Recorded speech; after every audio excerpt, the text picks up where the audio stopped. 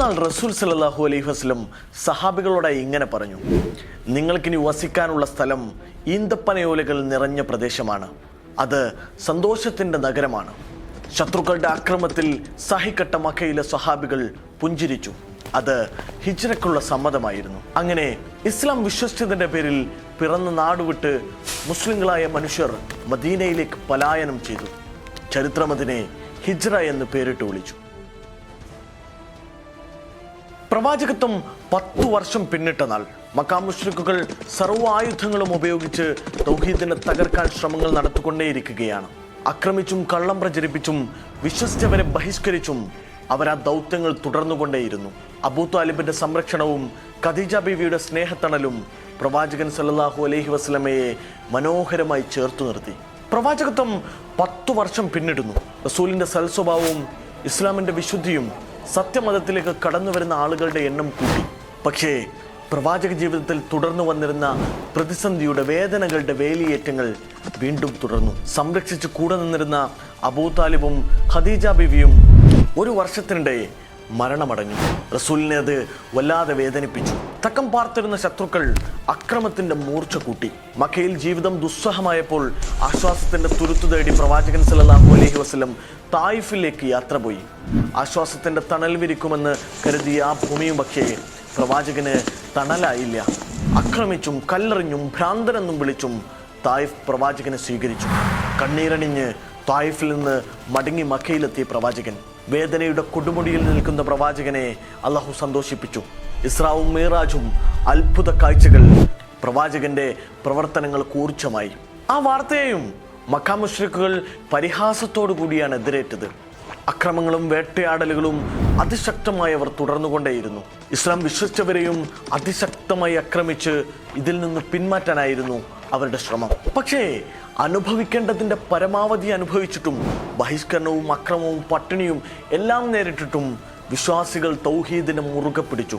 ഇത് മുശ്രിക്കുകളെ പ്രകോപിതരാക്കി. പരിഭ്രാന്തരായ ശത്രുക്കൾ അക്രമത്തിന്റെ മൂർച്ച കൂട്ടിയപ്പോൾ വിശ്വാസം അനുസരിച്ച് ജീവിക്കാൻ ആശ്വാസത്തിന്റെ തുരുത്തു തേടി സ്വഹാബികൾ മദീനയിലേക്ക് പലായനം ചെയ്തു. അതാണ് ഹിജ്റയുടെ കഥ. എല്ലാ വർഷവും ഹജ്ജ് സമയം മദീനയിൽ നിന്നും മറ്റുമുള്ള ആളുകൾ കഅബയിലെത്തും. ഈ വരുന്ന ആളുകളിൽ ഇസ്ലാമിന്റെ സത്യവെളിച്ചമെത്തിക്കാൻ പ്രവാചകൻ സല്ലല്ലാഹു അലൈഹി വസല്ലം തുനിഞ്ഞിറങ്ങി. ആ ദൗത്യത്തിന്റെ വിജയമെന്നോണം മദീനയിൽ നിന്നെത്തിയ 6 പേർ ഇസ്ലാം സ്വീകരിച്ചു. സത്യമതം മദീനയിൽ പ്രചരിപ്പിക്കാമെന്നിട്ട് അവർ മടങ്ങി. അടുത്ത വർഷം 12 മുസ്ലിങ്ങളുമായാണ് അവർ ഹജ്ജിനെത്തിയത്. റസൂലിന് സന്തോഷമായി. മദീനയിൽ പ്രബോധനത്തിന് ചര്യകൾ അറിയുന്ന ഒരാളെ വിട്ടുതരണമെന്ന് അവർ റസൂൽ സല്ലല്ലാഹു അലൈഹി വസല്ലമയോട് ആവശ്യപ്പെട്ടു. ആവശ്യപ്രകാരം റസൂലിൻ്റെ ഏറ്റവും ഇഷ്ടപ്പെട്ട അനുയായിയായിരുന്ന മുസഅബ് ഇബ്നു ഉമൈറിനെ റസൂൽ സല്ലല്ലാഹു അലൈഹി വസല്ലം മദീനയിലേക്ക് അയച്ചു.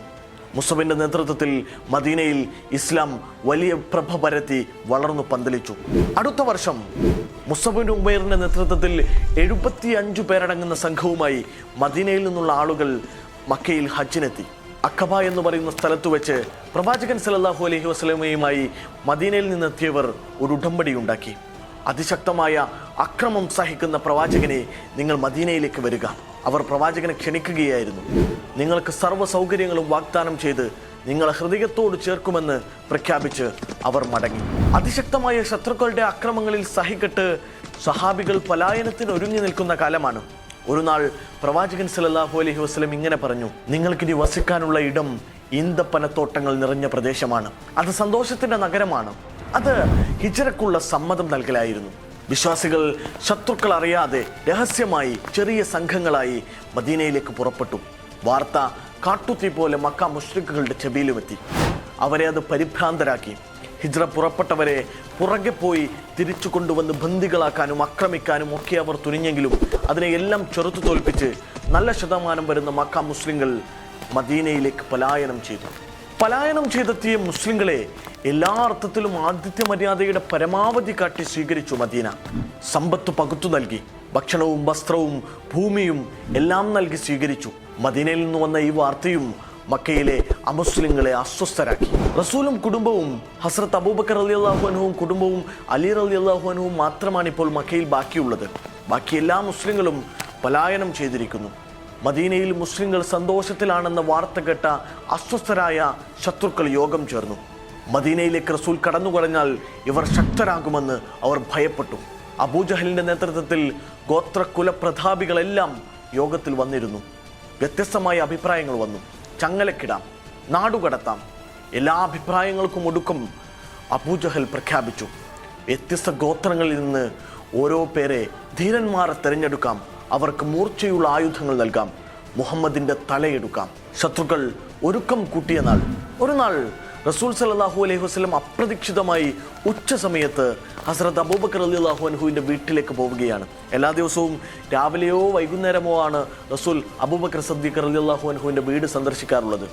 അപ്രതീക്ഷിതമായ സന്ദർശനം. റസൂൽ സല്ലല്ലാഹു അലൈഹി വസല്ലം തൻ്റെ ഏറ്റവും അടുത്ത കൂട്ടുകാരനെ ഹിജ്റക്ക് സമ്മതം കിട്ടിയ വിവരം അറിയിച്ചു.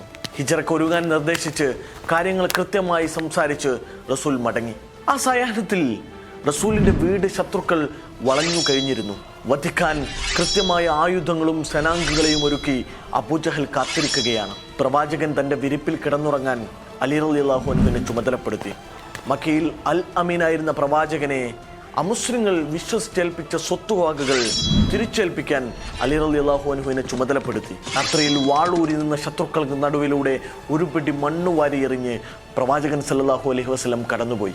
കഥയറിയാതെ രാവിലെ വിരിപ്പിൽ നിന്ന് എഴുന്നേറ്റ് വരുന്ന പ്രവാചകനെ കാത്തിരിക്കുകയാണ് ശത്രുക്കൾ. പക്ഷേ വിരിപ്പിൽ നിന്ന് എഴുന്നേറ്റ് വന്ന അലി റളിയല്ലാഹു അൻഹുവിനെ കണ്ട് അമുസ്ലിങ്ങൾ മുഴുവൻ പരിഭ്രാന്തരായി. മക്ക മുഴുവൻ തിരച്ചിൽ തുടർന്നു. രാത്രിയിൽ വീട്ടിൽ നിന്നിറങ്ങിയ പ്രവാചകൻ സല്ലല്ലാഹു അലൈഹി വസല്ലം നേരെ പോയത് ഹസ്രത്ത് അബൂബക്കർ റളിയല്ലാഹു അൻഹുവിൻ്റെ വീട്ടിലേക്കാണ്. അവിടെ നിന്ന് നേരെ സൗർ ഗുഹ ലക്ഷ്യമാക്കി നീങ്ങി. സൗർ ഗുഹയിൽ അഭയം തേടിയ അവർ കൃത്യമായി കാര്യങ്ങൾ നിരീക്ഷിച്ചു. മക്കയിൽ ശത്രുക്കളുടെ അക്രമങ്ങൾ ശാന്തമായ ശേഷം മദീനയിലേക്ക് യാത്ര തുടരാനായിരുന്നു നീക്കം. അപ്പോഴേക്കും അബൂജഹലിന്റെ നേതൃത്വത്തിൽ വലിയ പ്രഖ്യാപനങ്ങളുണ്ടായി. റസൂൽ സല്ലല്ലാഹു അലൈഹി വസല്ലമയെ തിരഞ്ഞുപിടിച്ച് തലയെടുത്തു കൊണ്ടുവരുന്നവർക്ക് 1000 ചുവന്ന ഒട്ടകങ്ങളെ സമ്മാനം പ്രഖ്യാപിച്ചു അബൂജഹൽ. എല്ലാവരും തിരച്ചിൽ തുടർന്നു. സൗർ ഗുഹയുടെ വാതിലിലും ശത്രുക്കളെത്തി. പക്ഷേ റസൂലിൻ്റെയും സിദ്ദീഖ് റളിയല്ലാഹു അൻഹുവിൻ്റെയും കൂടെയുണ്ടായിരുന്ന അള്ളാഹു അവരെ രക്ഷിച്ചു. രാവിലെ എല്ലാ ദിവസവും മക്കയിൽ ശത്രുക്കളുടെ നീക്കങ്ങൾ അബൂബക്കർ റളിയല്ലാഹു അൻഹുവിൻ്റെ മകൻ അബ്ദുള്ള വളരെ കൃത്യമായി നിരീക്ഷിക്കും. രാത്രിയിൽ സൗർ ഗുഹയിലെത്തി കൃത്യമായി കാര്യങ്ങൾ വിശദീകരിച്ചു നൽകും. അബ്ദുള്ള പോയ വഴിയെ കാൽപ്പാടുകൾ മായ്ക്കാൻ ആട്ടിൻകൂട്ടങ്ങളുമായി അബ്ദുള്ളയുടെ സഹായിയും എത്തും. ആ സഹായി റസൂലിനെയും അബൂബക്കർ സിദ്ദീഖ് റളിയല്ലാഹു അൻഹുവിനെയും മനോഹരമായി ഭക്ഷിപ്പിക്കും. അങ്ങനെ 3 നാൾ കടന്നുപോയി. മക്കയിൽ ശത്രുക്കളുടെ തിരച്ചിലുകൾ നിരാശയോടെ മടക്കി. പ്രവാചകൻ സല്ലല്ലാഹു അലൈഹി വസല്ലമയും ഹസ്രത്ത് അബൂബക്കർ റളിയല്ലാഹു അൻഹുവും കിസ്വ എന്ന ഒട്ടകത്തിൻ്റെ പുറത്തേറി മദീനയിലേക്കുള്ള യാത്ര തുടങ്ങി. ആ യാത്ര അല്പം മുന്നോട്ട് പോയപ്പോഴേക്കും 2 ശത്രുക്കളിൽപ്പെട്ട 2 ആളുകൾ, 2 ആട്ടിടയന്മാർ പ്രവാചകനെയും സംഘത്തിനെയും കണ്ടു. ഇവരെ കാണിച്ചു നൽകിയാൽ കിട്ടുന്ന വലിയ സമ്മാനങ്ങളിൽ ആകൃഷ്ടരായ അവർ മക്കയിലെത്തി ശത്രുക്കൾക്ക് മുന്നിൽ പ്രവാചകനെയും അബൂബക്കർ സിദ്ദീഖ് റളിയല്ലാഹു അൻഹുവിനെയും കണ്ടതായി പറഞ്ഞു. സുറാക്ക എന്ന് പറയുന്ന കാൽപ്പാടുകൾ നോക്കി ആളെ കണ്ടെത്താൻ കരുത്തുണ്ടായിരുന്ന മക്കയിലെ പ്രധാനിയായിരുന്ന സുറാക്ക പ്രവാചകന്റെ ഒട്ടകങ്ങൾ നടന്നുപോയ വഴിയെ പ്രവാചകന്റെ തലയെടുക്കണം. സുറാക്ക അതിവേഗത്തിൽ കുതിച്ചു. പ്രവാചക സംഘത്തിന്റെ തൊട്ടടുത്തെത്തിയപ്പോൾ സുറാക്കയുടെ കുതിരയുടെ കാൽ മണലിലേക്ക് പോയിന്നിറങ്ങിപ്പോയെന്നത് ചരിത്രമാണ്. പിന്നീട് പ്രവാചകനോട് സുറാക്ക പറയുകയാണ്, ഞാൻ തിരിച്ചു മടങ്ങാം, നിങ്ങൾ എന്നെ രക്ഷിക്കാൻ വേണ്ടി പ്രാർത്ഥിക്കണം. പ്രവാചകൻ പ്രാർത്ഥിച്ചു. സുറാക്ക മടങ്ങി. സുറാക്ക വാക്കുപാലിച്ചു. അതുവഴിയെ വന്നവരെയെല്ലാം ഇതുവഴിയെ പോകേണ്ടതില്ല, അതുവഴിയിൽ പ്രവാചകൻ ഇല്ലെന്ന് സുറാക്ക ഓർമ്മപ്പെടുത്തി പിന്തിരിപ്പിച്ചു. അങ്ങനെ മക്കയുടെ കുന്നിന് മുകളിൽ പ്രവാചകൻ സല്ലല്ലാഹു അലൈഹി വസല്ലം മക്ക പട്ടണത്തെ അവസാനമായി നോക്കി വൈകാരികമായി പറഞ്ഞു, ഈ ഭൂമിയെ എനിക്ക് ഏറ്റവും ഇഷ്ടമാണ്. പ്രിയപ്പെട്ട മക്ക, നിന്നെ ഇഷ്ടമുള്ളത് കൊണ്ടല്ല ഞാൻ പിരിയുന്നത്. ഈ ഭൂമിയിൽ വെച്ച് ഏറ്റവും ഉത്കൃഷ്ടമായ ഭൂമിയാണ് നീ. ഞാനിവിടം അട്ടിയോടിക്കപ്പെട്ടിട്ടില്ലായിരുന്നുവെങ്കിൽ ഞാനിവിടെ തന്നെ താമസിക്കുമായിരുന്നുവെന്ന് അവസാനമായി പറഞ്ഞ് പ്രവാചകൻ സല്ലല്ലാഹു അലൈഹി വസല്ലമയും അബൂബക്കർ സിദ്ദീഖ് റളിയല്ലാഹു അൻഹുയും മരുഭൂമിയുടെ പ്രാന്തങ്ങളിലൂടെ മദീനയിലേക്ക് യാത്ര തുടർന്നു. മാസങ്ങൾ നീണ്ട യാത്ര മദീനയിലെത്തി. ഈ അതിജീവനത്തിൻ്റെ കഠിനമായ പലായനത്തെ ചരിത്രം ഹിജ്റ എന്ന് പേരിട്ട് വിളിച്ചു.